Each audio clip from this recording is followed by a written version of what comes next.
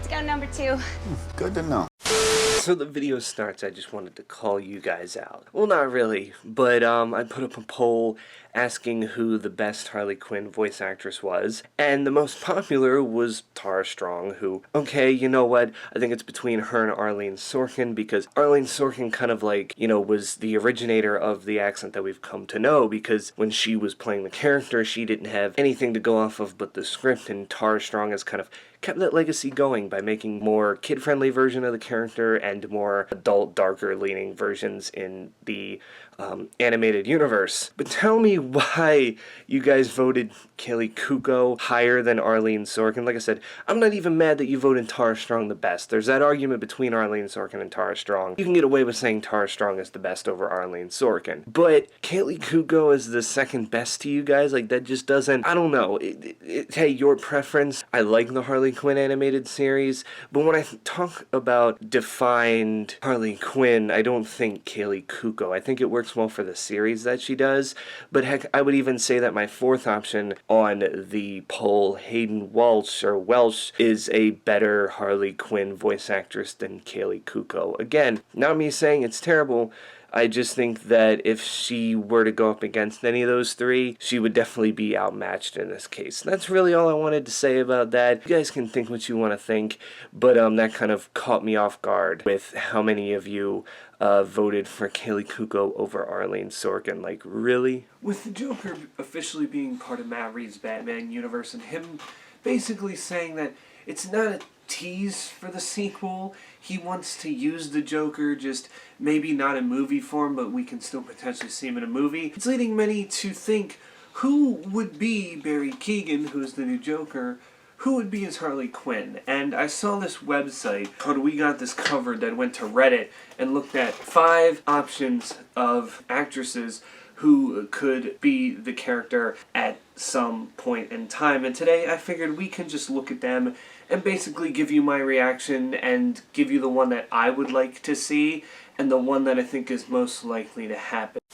Correction, the article was actually from Screen Rant, and they did 10 actresses who could potentially or should potentially play Harley Quinn in the Batman universe from Redditors who pitched in and, you know, gave actresses names. However, I only went through 5 because the other 5 either didn't know about at all or didn't know much about to really talk about how I would feel about them playing the character. So these 5 that you're seeing, I know who they are. I know enough about them to kind of give a critique of how I think they would do if they were to play the role in general. So now that I've corrected that, let's get back into the video.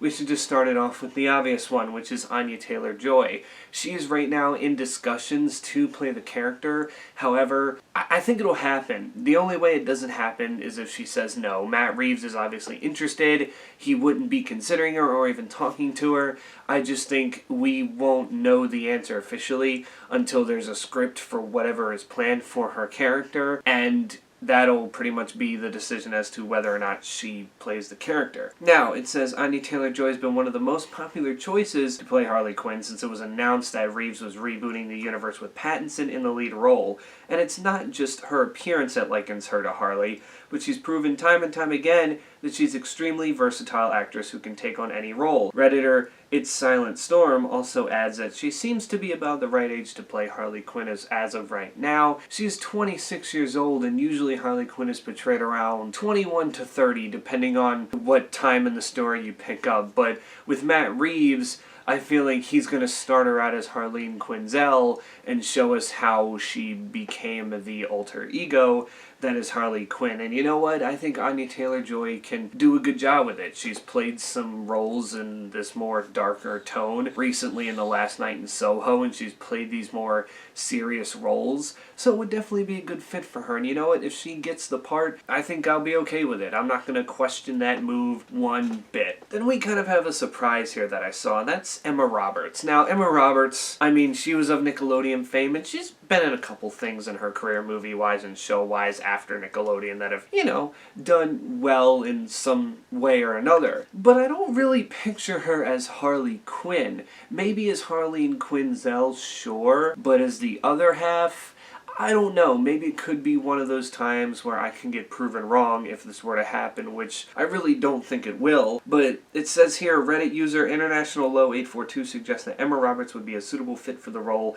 since it certainly wouldn't be the first time we've seen her adopt such an intriguing and complex character. They argue that Roberts just has that kind of campy energy that's necessary to play Harley. You know what? I guess I can understand, but I really still don't see it. And again, that's no offense to Emma Roberts. She's a good actress, but I don't think she would be a choice of mine to play the character. Like I said, if we were just going with Harleen Quinzel, the Doctor, sure, but Harley Quinn, I don't know. Then we have Saoirse Ronan, or I don't know. Her name is spelled weird. I've heard her say it before, but she still says it with that accent, so I end up saying it wrong every time. I don't even think I'm saying it right now.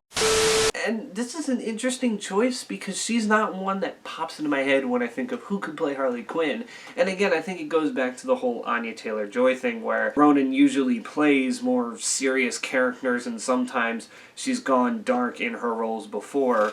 But this is the one on the list that I can say I see the least. Like, whether she's playing the Doctor or whether she's playing Harley Quinn, I just, it's no offense to Saoirse Ronan. I think that she's a fantastic actress, but I just don't know if this suits her well. But this article here says Saoirse Ronan has become one of Hollywood's most in-demand actresses in recent years, and although she's never really committed to a franchise film like this, Harley Quinn would undoubtedly be a memorable place to start. She's often described as one of Batman's most underrated villains, so a Hollywood star like Ronan could be a great choice. I mean, yeah, the whole franchise film thing, it's weird because a lot of the people in the Batman movie didn't necessarily have a big film franchise tied around them. I mean, okay, Robert Pattinson early on had Twilight and even appeared in a Harry Potter movie. That was a humongous franchise and still is. But for the most part, after those roles, he started doing just kind of like one-off movies and a lot of indie films, and I think the same was with Paul Dano. His was a lot of indie films, and now he's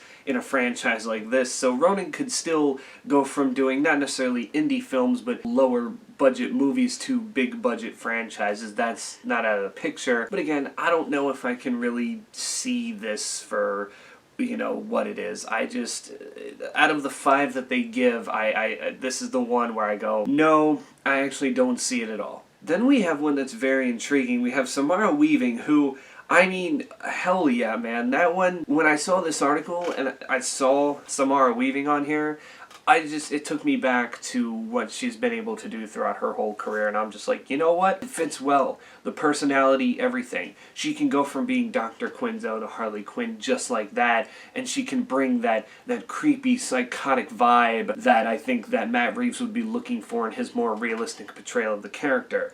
And the article here says, Samara Weaving first wowed audiences with her chaotic performance in Ready or Not, and she's been a leading fan cast for Harley Quinn ever since. User DPlayGM345 argues that it would be interesting to see another actress try her best at the role, since Margot Robbie's iteration now exists in a separate universe. Yes, I feel like this can definitely be a more darker and different interpretation than what we're getting with Margot Robbie in the DCEU, where she's now more independent and she still has the, you know, whole comedic aspect to her, more of the anti-hero feel, whereas with Matt Reeves, we can definitely get more of the villain vibe here, and Samara Weaving can definitely do a fantastic job with that. And lastly, this was the confusing one to me because they had just said that it would be really good for Matt Reeves to just choose somebody different with Margot Robbie's iteration being in a different universe.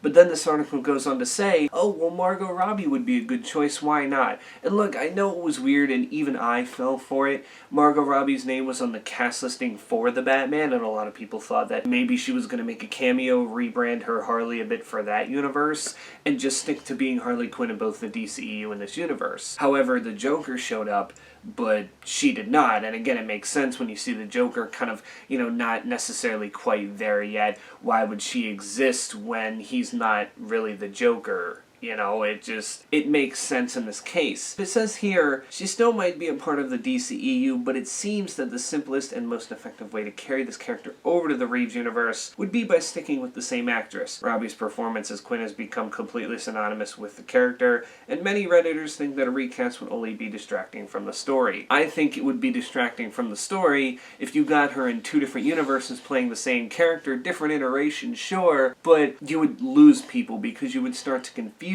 people as to what's really going on here. I feel like this is the time to really recast the character and do it well and just kind of leave Margot Robbie's Harley to the DCEU. Like, she's still got 3 more DC movies left on her contract, and they're going to be in the DCEU no matter what they are, and she'll play the character until that contract's up. She's not going to jump to another universe and get another movie deal. I just don't see that as how this is going to work here. It just, you know, again, Margot Robbie, love her. She's a great actress. I love her in more than just her Harley Quinn roles, and I love the way they've taken her character in the DCEU, but I think it would be a bit of a disgrace to, instead of, you know, letting somebody else show a different side of the character for this universe, bring in someone who, yeah, we know can play the role, but, you know, tell her to tweak it a little bit. Like, it would just, it would make us lose what she was going for with the current character that she has now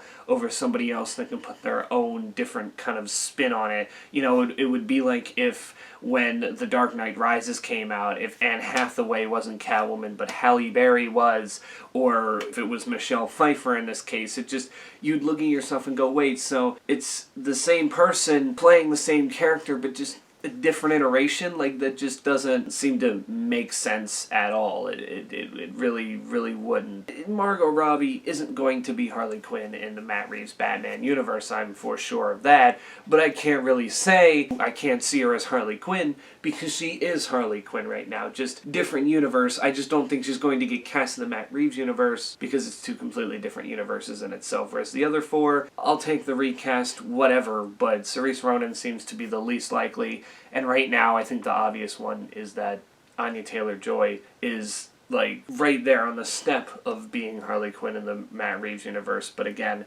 I think she needs a script to really make her decision. And the only way this follows through is if she says no, or Matt Reeves sees somebody else who can maybe do just a tad bit better job at the role. But Anya Taylor Joy seems to be the leading candidate, and there's no slowing down with taunts of that right now. So, yeah, just wanted to read that article. I'll probably leave the whole thing in the description below for you to see for yourself. Another one that I kind of thought of, that I kept seeing pop up everywhere, that I thought to myself, this could maybe work, is Chloe Grace Moretz. I mean, she's also younger, and I feel like she's kind of played characters of both, like, oh, you know, the more kooky comedy type, and the whole, you know, serious, like, depressed kind of, you know, psychotic characters. In this case, just look at her performance as Carrie for that, even though most people don't like it. I think she did fine in that movie, but then you look at other movies like Kick-Ass, and you see all that kind of stuff, so I feel like she can be good for the part as well. I'm surprised this article didn't mention her, but, you know, sometimes you just don't think of it right away. But I'd really be interested to see who you guys think would make a great Harley Quinn. Preferably someone that's not on this list, because I know that some of you might say, or some of you might be the ones that this article was mentioning about. Who are some that weren't mentioned here that you can think of where you can go, you know, she'd make a pretty good Harley. Until then, stay safe out there, wear your mask, get vaccinated, and I will catch you all in the next one. Carry it forth.